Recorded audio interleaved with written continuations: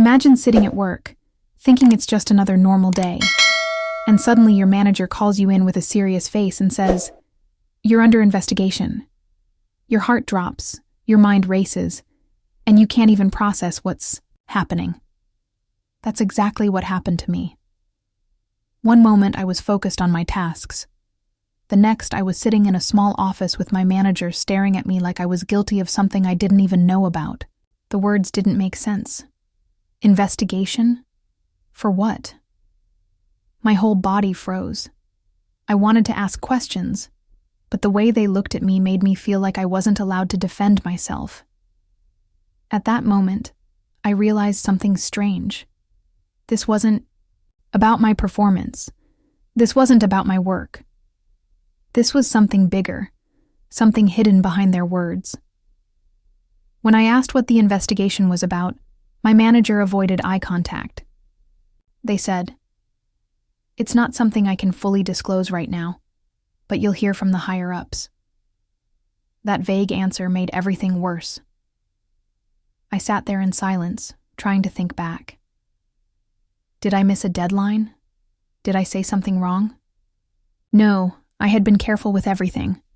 The more I thought about it, the less sense it made. I had been delivering results, even taking extra shifts, helping coworkers. If anything, I had been going above and beyond. But the silence from my manager felt like a trap, like they wanted me to panic, to confess to something I hadn't even done. Walking back to my desk, my coworkers stared at me. Whispers spread quickly in the office. I could feel the judgment, the curiosity, and the fear. Being under investigation made me look guilty without even knowing the charges. That night, I couldn't sleep. I replayed the conversation in my head over and over again. How could I be under investigation when I didn't even know my real employer? Let me explain. I wasn't directly hired by the company I worked for. I was contracted through an agency. That meant my paycheck didn't come from the office where I worked every day. It came from another company that actually employed me. Suddenly, a thought hit me. What if the people accusing me weren't even the ones who had the power to decide my future? What if this so-called investigation was just intimidation? I grabbed my contract and started reading the fine print. And, right there, in black and white, it confirmed that my real employer was not the office manager, it was the agency. The next morning, I walked into the office with my head spinning. Everyone looked at me differently, like I was already guilty of some crime. My manager avoided me, and the tension was unbearable. But I had a plan. Instead of sitting back and waiting to be punished for something I didn't understand, I picked up the phone and called my real employer, the agency. My voice shook as I explained what had happened.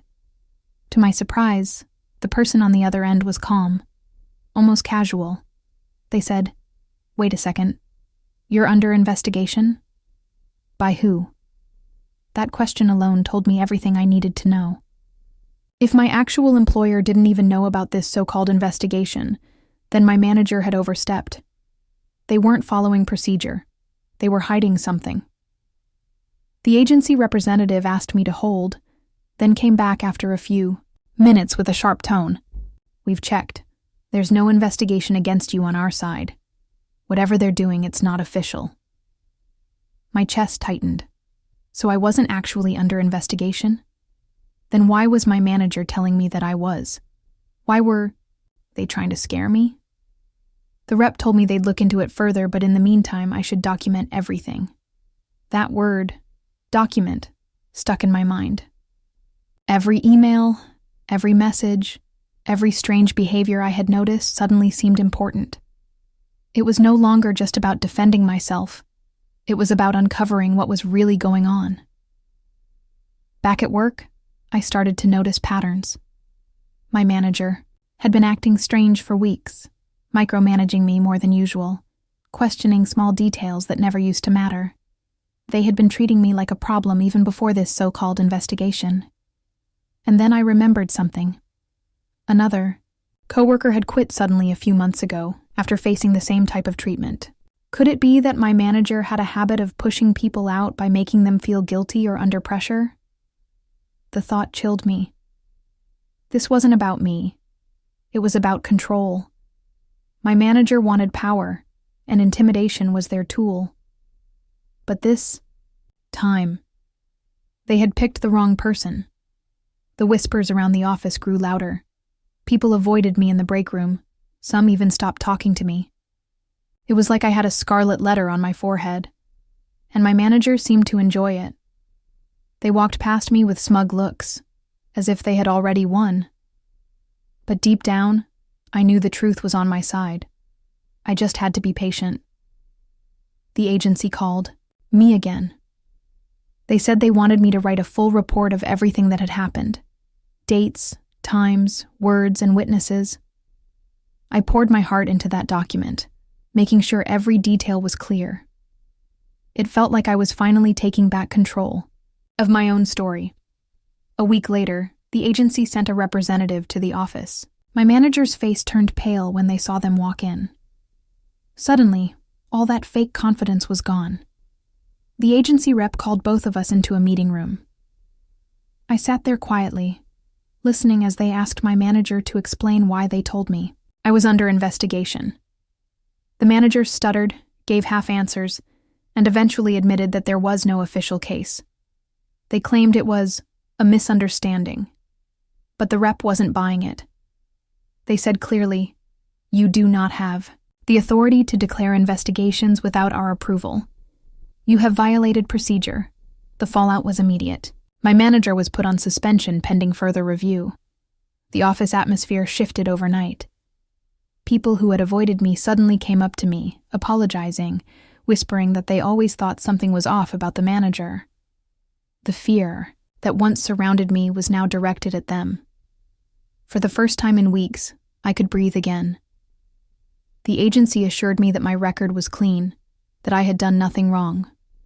In fact, they even praised me for handling the situation with professionalism. But inside, I felt both relief and anger. Relief that the nightmare was over, and anger that I had been put through it in the first place. Looking back, I learned something powerful. When someone tries to intimidate you with vague threats, always go back to the source of truth. Don't let fear control you. I could have easily broken down, quit my job, and let the lies define me.